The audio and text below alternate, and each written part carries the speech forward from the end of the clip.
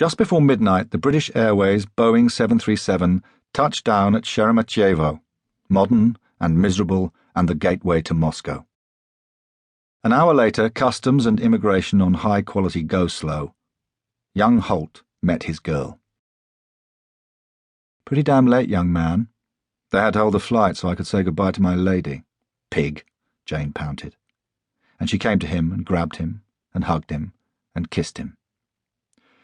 The second secretary stood back and looked at his watch and coughed and shuffled and wondered whether the Foreign and Commonwealth Office had got itself into the business of love-broking, for crying out loud. He had to cough twice more, and there was a ring of petal-pink smudges around young Holt's mouth. 15 pairs, right, just the same as usual. 15 at extra large with gussets. Just as long as you don't forget, and give my love to Hermione. Bye, darling, keep safe." The ambassador put down the telephone and looked up. God, and the boy seemed young. Not tall and not short, but with an impact because of the set of his shoulders and the sturdiness of his hips. The sort of boy who would have captained the 15 at Marlborough. An adult's body and a youngster's face. He had been in the room through the latter part of the ambassador's call, and had stood midway between the door and the desk, as if on a parade ground and at ease, relaxed and yet formal. "So, you're young Holt. Welcome to Moscow, Mr. Holt." "Thank you, sir." "None of that formality. I'm not sir. We're a family here. I may be the patriarch, but not a frightening one, I hope. What's your first name, Mr. Holt?" "It's Peter, sir, but I'm generally just Holt." "Then we have a bargain. I'll call you Holt, and you don't call me sir. Done?" "Thank you, Ambassador." Oh, "you're a stickler for etiquette, young man." Did he not look young? The smile was that of a teenager, bright and open. He liked his naturalness. He reckoned a man who could smile well was an honest man. "What do you think of the job they've given you?" It seemed to me that private secretary to the ambassador was about the best first posting that a Soviet specialist could expect. "I was where you were 3 weeks before the Cuban Missile Crisis broke. I loved every day of my year here, and I hope you will." "No, I wasn't talking in code on the phone. My wife's had to go back to London, mother not well, and she may be stuck there for a couple of weeks. We have a tradition of always bringing back some presents for our staff, the Soviet staff. Money doesn't matter to them, so we try to get them merchandise that's hard to come by here.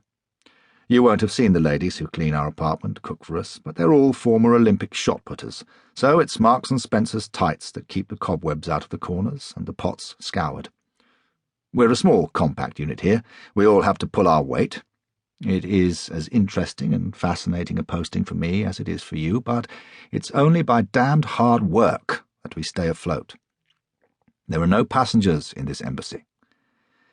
Now, I have to move on to the facts of life for you in the Soviet Union. Everything you have been told in London about the hazards of illicit contacts with the local population is true. We call it the honey trap. If the KGB can compromise you, then they will. If you don't believe me, then go and talk to the Marines, the American Marines, at their embassy. They'll tell you how sticky a honey trap can be. Our security officer will brief you at much greater length, but my advice is always, always, always be on your guard." "Understood." The ambassador liked the reply. Couldn't abide waffle. "Miss Davenport showed you in. She's my personal assistant, but you, as my private secretary, will be responsible for keeping my schedule workable. You're my troubleshooter, if things need sorting out, and you'll find I have a very short fuse when the planning goes awry. I hope it won't come to that. In 12 days we're heading for the Crimea.